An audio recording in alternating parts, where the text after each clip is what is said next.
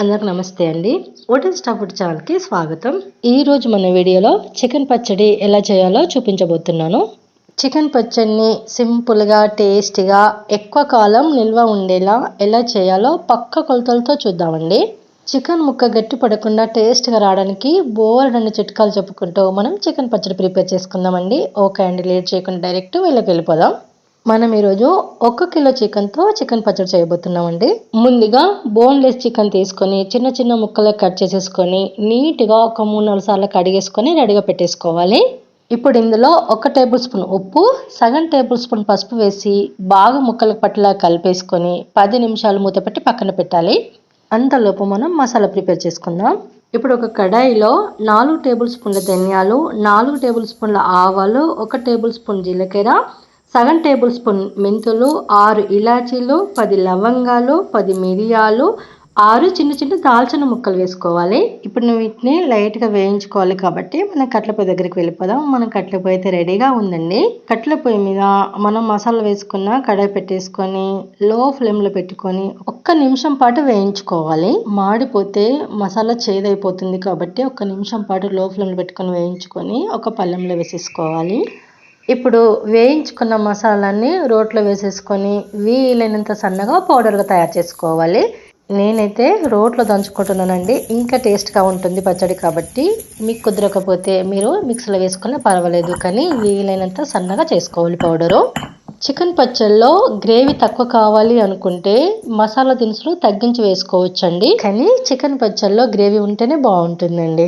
Okay అండి, మన masala ready అయిపోయింది. ఇప్పుడు మళ్ళీ కట్టెల పొయ్యి దగ్గరికి వెళ్ళిపోదాం. కట్టెల పొయ్యి మీద ఒక చిన్న కడాయి పెట్టేసుకొని మనం ముందుగా ఉప్పు పసుపు వేసి కలిపి పెట్టేసుకున్న చికెన్ వేసేసుకొని చికెన్లో నుండి వచ్చిన వాటర్తోనే మనము చికెన్ బాగా ఉడికించుకోవాలండి.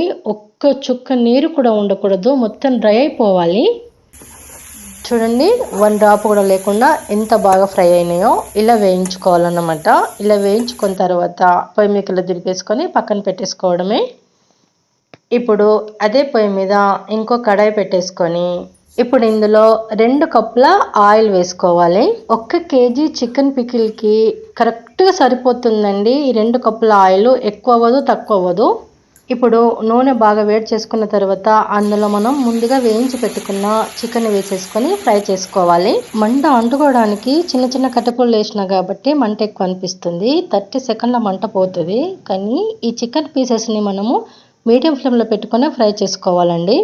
చికెన్ ఫ్రై అవ్వడానికి నాకు 15 మినిట్స్ టైం పట్టిందండి. చికెన్లో ఉన్న వాటర్తో పోయేంత వరకు బాగా వేయించుకుంటేనే మనకు చికెన్ పికిల్ నిల్వ ఉంటుంది. ఇలా లైట్ గోల్డ్ కలర్ వచ్చేంత వరకు వేయించుకుంటే సరిపోతుందండి. అంతకన్నా ఎక్కువ వేయిస్తే ముక్క గట్టిగా అయిపోతుంది కాబట్టి అంతకన్నా ఎక్కువ వేయించకూడదు. ఇలా వేయించుకున్న తర్వాత మనం చికెన్ పీసెస్ని ఒక ప్లేట్లోకి తీసేసుకోవాలి. ఓకే అండి, ఇప్పుడు మనం నెక్స్ట్ ప్రాసెస్ ఏంటో చూసేద్దాం. చికెన్ పీసెస్ను ఫ్రై చేసుకున్న ఆయిల్లోనే అప్పుడు దంచి పెట్టుకున్న ఫ్రెష్ అల్లం వెల్లుల్లి పేస్ట్ని 3 టేబుల్ స్పూన్లు వేసుకొని పచ్చి వాసన పోయేంత వరకు వేయించుకోవాలి. అల్లం వెల్లుల్లి పేస్ట్ లైట్గా వేగితే సరిపోతుందండి. ఇప్పుడు ఇందులో ముందుగా ఫ్రై చేసి పెట్టుకున్న చికెన్ పీసెస్ వేసుకొని ఇందులోనే మనం ప్రిపేర్ చేసుకున్న మసాలా పొడి, సగం కప్పు కారం పొడి, సగం కప్పుకు 1 టేబుల్ స్పూన్ తగ్గించుకొని ఉప్పు వేసుకొని కలిపేసుకోవాలి. మనం ముందు ప్రాసెస్లో చికెన్లో 1 టేబుల్ స్పూన్ ఉప్పు పసుపు వేసుకొని కలిపి పెట్టుకున్నాం కాబట్టి 1 టేబుల్ స్పూన్ ఉప్పు తగ్గించి వేసుకోవాలి. ఇప్పుడు హోమ్ మేడ్ ఫ్రెష్ కారం పొడి వాడడం వల్ల పచ్చడి కలర్ఫుల్గా కనిపిస్తుంది. అంత మసాలా బాగా కలిపేసుకున్నాక ఇంకా పొయ్యి మీకలో దింపేసుకొని పక్కన పెట్టేసుకోవడమే. ఆయిల్ ఏం ఎక్కువ అవ్వదండి, కరెక్ట్గా సరిపోతుంది. పచ్చడి మొత్తం చల్లారిన తర్వాత ఇప్పుడు ఇందులో మనం నిమ్మరసం కలుపుకోవాలండి. నిమ్మరసం కలిపే ముందు నేను ఈ పచ్చడిని వేరే బౌల్లోకి వేసుకుంటాను. 3 days మనము ఊరనివ్వాలి కాబట్టి నేను గాజు బౌల్లో వేసుకుంటున్నాను. ఐరన్ కడాయిలో అయితే ఉంచకూడదు కదా. చూడండి ఎంత కలర్ఫుల్గా అయింది. సంవత్సరానికి సరిపడా కారం పొడిని మేము ఎలా ప్రిపేర్ చేసుకుంటామో మా విలేజ్ స్టైల్లో చూపించానండి. డిస్క్రిప్షన్లో లింక్ ఇస్తాను, ఒకసారి చూడండి, ట్రై చేయండి. ఈ సైజు ఉన్న నిమ్మకాయల్ని 4 లేదంటే 5 నిమ్మకాయల్ని మనం ముక్కలు కట్ చేసేసుకొని జ్యూస్ని పచ్చడిలో పిండేసుకోవాలి. ఇది నేను రెగ్యులర్గా మా ఇంట్లో వేసే చికెన్ పచ్చడి అండి. సూపర్ టేస్ట్గా ఉంటుంది. చికెన్ లవర్స్కి అయితే పండగే అండి. ఇలా ఒక్కసారి మనం పచ్చడి తయారు చేసి పెట్టుకుంటే 3-4 మంత్స్ వరకు హ్యాపీగా తినొచ్చండి. రెగ్యులర్గా తినొచ్చు, ఎప్పుడు కావాలనుకుంటే అప్పుడు. ఒకసారి పచ్చడి టేస్ట్ చూస్తే మళ్ళీ చికెన్ కర్రీ జోలు కూడా పోమండి, అంత రుచిగా ఉంటుంది, అద్దరిపోతుందండి టేస్ట్.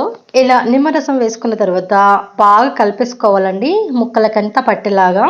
ఈ చికెన్ పచ్చడి 3 నుంచి 4 నెలల వరకు నిల్వ ఉంటుందండి. గాజు సీసాల్లోనూ, ప్లాస్టిక్ డబ్బాలోనూ, సిరమిక్ జార్లోనూ మనం స్టోర్ చేసుకోవచ్చు. 4 నెలల కోసమని చికెన్ పచ్చడి పెట్టుకుంటామా, కానీ వారం రోజుల కన్నా ఎక్కువ ఉంచరండి, ఇంట్లో తినేస్తారు, అంత టేస్టీగా ఉంటుంది.